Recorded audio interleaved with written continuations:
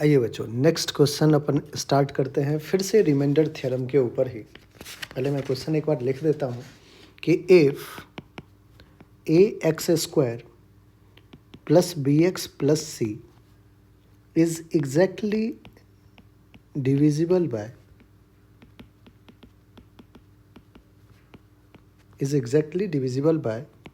x minus 1 comma x minus 2 and leaves remainder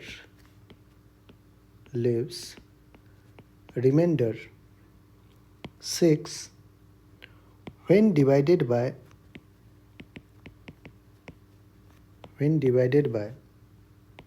x plus 1. Find a, b and c. ठीक है बच्चों, अब ध्यान से देखिए। कह रहा है कि a x square plus b x plus c is exactly divisible by x minus 1 x minus 2। अगर एग्जैक्टली डिविजिबल है तो उसका रिमाइंडर क्या आ जाएगा बच्चों? 0 आएगा, है ना।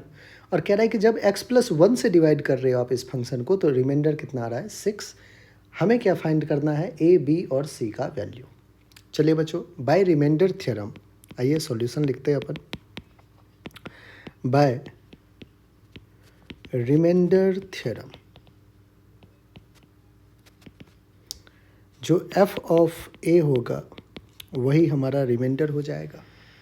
ठीक है, अब f ऑफ a, ये a क्या है? a है बच्चों यहाँ पे x minus 1 is equals to 0, x minus a यहाँ से देखिए x इज इक्वल्स टू क्या आ रहा है? 1। दिस 1 इज द a, है ना।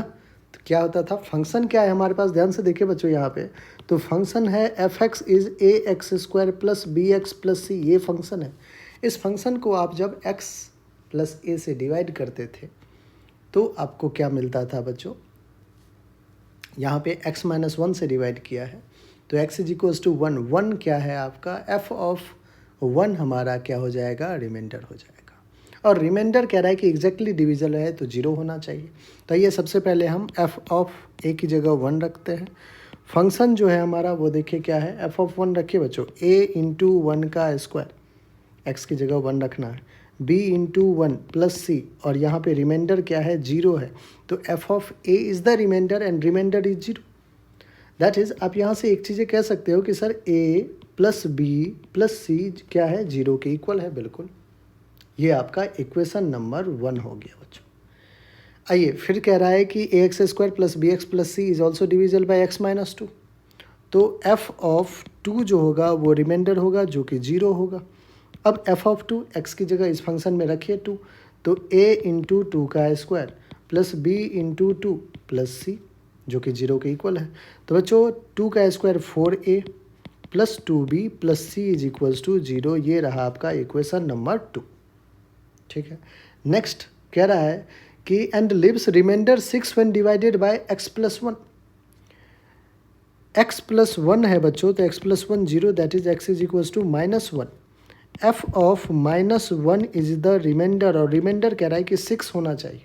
चलिए बच्चों फंक्शन में रख देते हैं, x की जगह माइनस 1 रखिए इस फंक्शन में, तो a इंटू माइनस 1 का स्क्वायर प्लस का b इंटू माइनस 1 प्लस सी।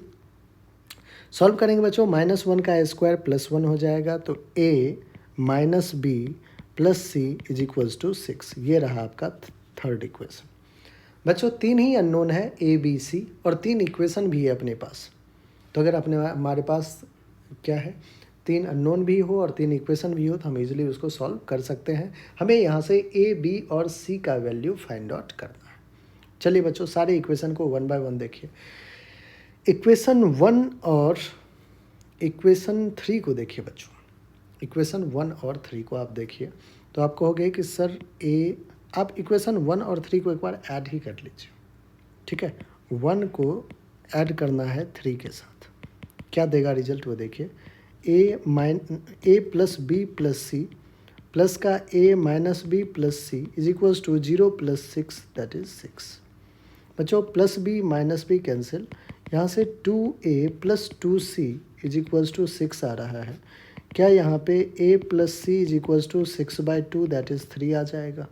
तो यहाँ से बच्चों a प्लस सी कितना आ गया? 3 आ गया। दैट मीन्स यहाँ पे अगर मैं लिखूँ ए प्लस सी आ गया कितना 3। ठीक, एक ये इक्वेशन फोर्थ कर लेते हैं। अब देखिए बच्चों, ए प्लस सी अगर 3 आ गया तो क्या हम बी का वैल्यू नहीं पुट कर सकते? बिल्कुल पुट कर सकते हैं। बी का वैल्यू बच्चों आ रहा है कैसे? मैं कहता हूँ कि from equation 3 and 4, from equation 3 and 4, third equation को देखिए बच्चों, क्या लिखा है? A minus b plus c is equals to 6। आपने अभी जस्ट ए प्लस सी को 3 लिखा है, तो बच्चों यहाँ पे लिखते हैं a plus c minus b is equals to 6। A plus c क्या होगा? 3, तो 3 minus b is equals to 6। क्या यहाँ से बच्चों मैं b को उस साइड ले जाऊँ तो 3 minus 6 is equals to b आ जाएगा। यहाँ से b आ गया -3। लीजिए बच्चों, b की वैल्यू फाइंड आउट कर लिया आपने। कितना आ गया? -3। ठीक है, b का वैल्यू आपके पास -3 आ चुका है। अब देखिए बच्चों, क्या इसी थर्ड इक्वेशन में अगर मैं b रखूँ तो a प्लस सी आ जाएगा, और a प्लस सी जो है वो वही 3 ही आएगा। चलिए b आ गया, अब हम चलते हैं a और c की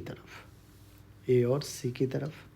देखिए बच्चों, यहाँ पे इक्वेशन नंबर 2 को अगर देखें अपन और इक्वेशन नंबर 1 को देखें, एक बार क्या करते हैं बच्चों, इक्वेशन 2 में से इक्वेशन 1 को माइनस कर देते हैं तो c कैंसिल आउट हो जाएगा।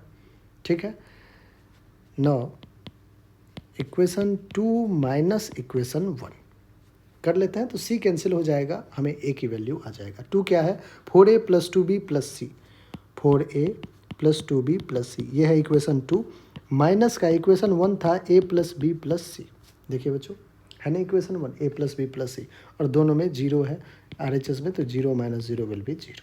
ठीक है, फ़ायदा क्या हुआ? 4a minus a will be 3a plus 2b minus b will be b plus c minus c will be 0 which is equals to 0। अब b की वैल्यू बच्चों -3 है, तो यहाँ से देखिए 3a b की जगह -3 लिखेंगे इज इक्वल्स टू 0, तो 3a is equals to 3, that is a equals to 1। लीजिए, एक और वैल्यू पता चल चुका है। अब a1 b आ चुका है, तो क्या a, फोर्थ इक्वेशन देखिए बच्चों, a plus c is equals to 3, a पता है तो c आ जाएगा। तो from equation 4 a plus c is equals to 3 लिखा हुआ है, a की वैल्यू 1 है, तो 1 plus c is equals to 3, तो c कितना आ गया? 3 माइनस 1 इज इक्वल्स टू 2। लीजिए a b c कितना आ गया बच्चों? 2।